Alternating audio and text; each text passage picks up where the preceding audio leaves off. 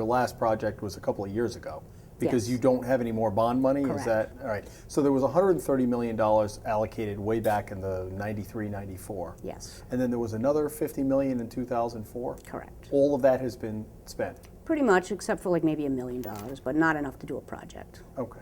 And so this is the discussion now about we need to go out because we want to put more, we obviously need to get to more neighborhoods.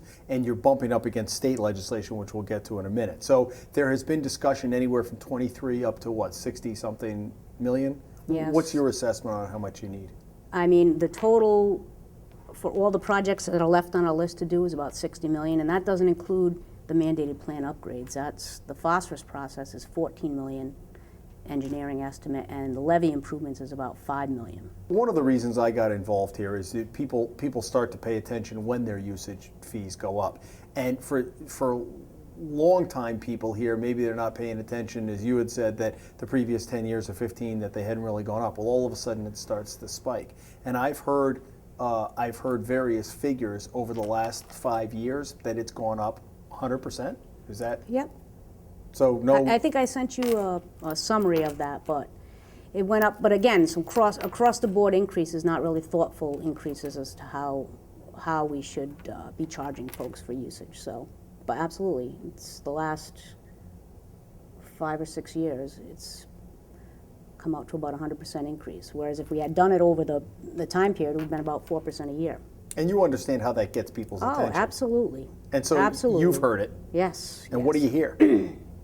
That you know, people don't like paying their bill. It's too high between the water and the sewer bills. You know, folks think that it's just outrageous. But I don't know if you noticed out in the hallway, I kind of like to keep that little display out there for perspective, because sewer and water, which are utilities we use every single day, are pretty cheap compared to cable, television, telephone, and other services, electricity that we use every day.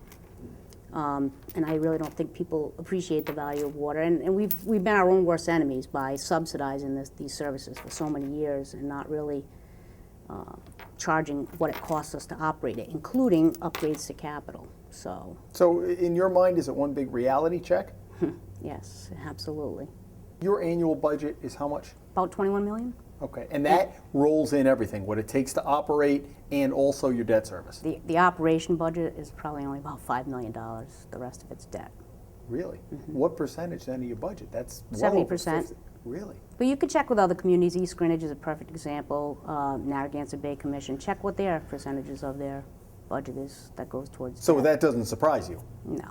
Okay. No, especially not with what I consider a relatively new system. We've only started construction in the 60s. And so you're going to have a lot of debt initially up front. And in fact, the city subsidized a lot of that debt early on. They paid the interest on the bonds. You're retiring some of that debt now, or is a lot of that backloaded? No, we are retiring a lot of that debt. Okay, so it's been spread out, but you've done a lot of construction over the last couple decades, right? Yes, but we really didn't start like major construction until the early 90s with that $130 million bond that was authorized. And are those financed over 20, 30 years? 20 years. So you are retiring some of that? Yes. Okay. Yes. You've got areas near the water that maybe 20 years ago should have been priority and weren't? I mean, why wasn't all the water area taken care of first? We had to, the infrastructure starts at the treatment facility, which is, as I told you, way upstream of everything else. So we had to build out from the treatment plant, and it took us a while to get to the coast. And some of the, I don't know, I mean, some of those areas like Bayside have been in the plan since 1979, and I really can't speak to why they did one area versus another area, but part of the problem was having to build the infrastructure to get out to the coast. You mean that you can have a pipe in Apponaug or a pipe in Warwick Neck, but if it's not connecting to something, so you needed to get, and you couldn't get there from here right away. You had to put in other. But couldn't you put main pipes in and then tie in rather than go into those neighborhoods that were on the way? Yeah, that's quite logical. Is that one of the sins of the past? I suppose I can't really speak to it, Jim, but I'm just talking I see from a layman from the outside. From my perspective, a lot of bad planning. I have talked to people who have talked about the inequity of assessment, that when you began it was $50-something a foot, then it's gone up to $82 a foot, and is it going to go north of 100? And I understand costs increase, but there's some people who are saying, because of operational deficits, because money's tight all the way around, and you've got to meet your budget. Should the people kind of on the back end of the projects be paying those higher rates because of maybe underassessment in the past? Were there projects that were underassessed in terms of construction costs? Again, the assessment rate wasn't raised, on a regular basis in according with the cost of constructing, and so we did, we are subsidizing some of those older projects through the usage rates, but I think you will find if you go to other communities, East Greenwich is another good example, they subsidize the construction costs through the usage fees to make them affordable for folks. For the people down the line, Yeah. literally and figuratively. But Yeah, because you're what saying happened is when we had construction funding and the federal government and the state were paying 90% of the cost, it was $7.40 a foot for an assessment. And we had major subsidies from the federal government and the state government. There's no funds other than these low interest loans, which we're very grateful for, but there's no more. Now we're at the point where the infrastructure needs to be replaced. Even some of the pipes in the ground need to be replaced, and there's no funding left. And under our enabling law, we have two ways we can force somebody to connect. If there's an environmental or a health and safety issue, the mayor, with the advice and consent of the mayor, we can order them to connect. We can even go in and make the connection and then lien the property. How often does that happen?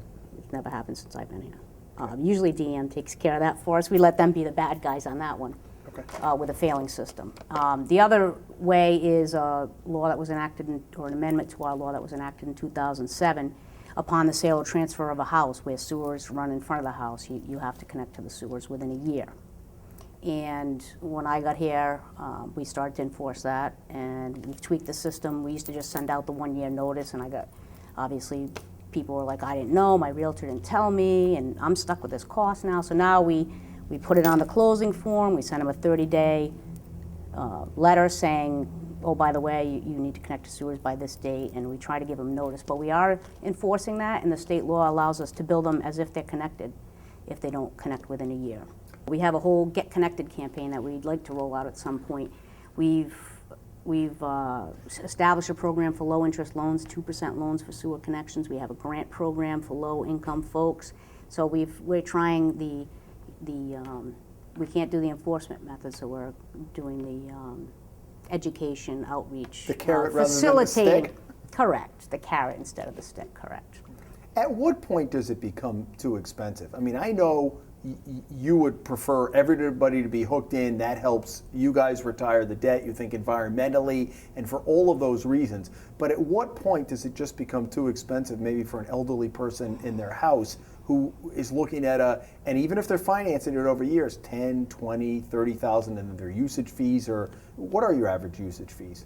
About $450, $500 a year. I have some good graphs for you that show you where we fall in the state as far as what we charge compared to other communities. But does it become too expensive at some point? Well, we have provisions for that. We have a circuit breaker program for elderly folks that they can get their assessment deferred. We've done that in the past, where upon sale of the house, we'll pick it up at that point and make them get the connection at that point. So we try to work with these folks to make it affordable, but when folks are paying $125 a month for a cell phone service and $30 a month for a sewer bill, something's whack. Like how we pay our teachers compared to professional athletes, something's whacked. You have a little control over your usage bill if you conserve water, install some water efficient fixtures and things, you can cut down your sewer bill. I have heard from more than a few people that the Warwick Sewer Authority has been aggressive in terms of hookups, in terms of fees, in terms of all of that. Is that a fair characterization? No, I don't think so. I think we've started to change the way, it's a changed method, I would say. We looked at, again, cost of operating. The costs of operating go up every year, so yeah, we're going to be increasing rates every year.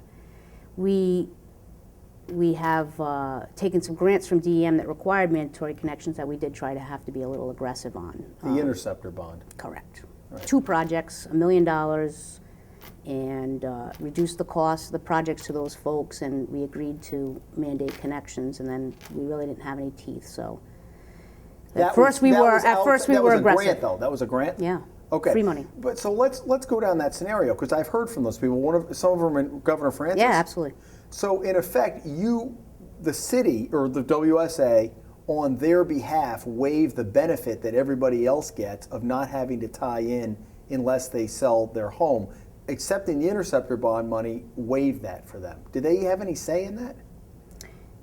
No, not really. That was kind of one of the first project that it happened in was Capron Farms, and that was before I got here. And the other one was already in the works. There could have been definitely more outreach and communication and that kind of stuff, but for a $500,000 grant to cut the cost of construction, I cannot certainly understand why they would pursue that money. And Understood that the money's good, but there's a price to pay for the people at who the are time, there saying, look, what if I don't want to get? Well, the city's waived my right. Where did I fit into the process? Do you understand why people might be upset about that? Oh yeah, absolutely. And I think at the time they thought they had more authority to mandate connections than they did, and we had this whole plan to eventually require it all over the city. So it wasn't like we were picking on a particular area.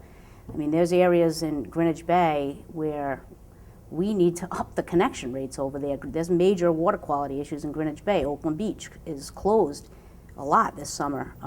So we had a thoughtful, science-based mandatory connection program that we were rolling out and targeting areas where there were water quality issues, because these on-site systems account for a little over 50% of the nutrient pollutants, according to the CRMC. So Understand all of that, but mandatory. But really, was it mandatory? no, not really mandatory. Was that being portrayed as mandatory? Well, initially, I think we thought we could mandate it. We were looking for the Connect Capable fee, which was kind of a step and we have the authority to assess a Connect Capable fee. But when they went to the city council, it got shot down. So we really didn't have any teeth to enforce this mandatory program that we had come up with. Is DEM's position, I don't expect you to speak for them, but you've had enough discussion, your understanding of DEM's position is that when the interceptor bond money was given, that they were aware of this kind of Warwick exemption in terms of short of a sale that you didn't have to hook in, that this was going to override that their understanding was, we're giving you this money, everybody's going to have to hook up. Do you think that was their view of it? Yeah, I think they thought we had the authority we needed to mandate those connections and get the flow numbers that they wanted. When in fact you didn't, but okay. It's pretty fair.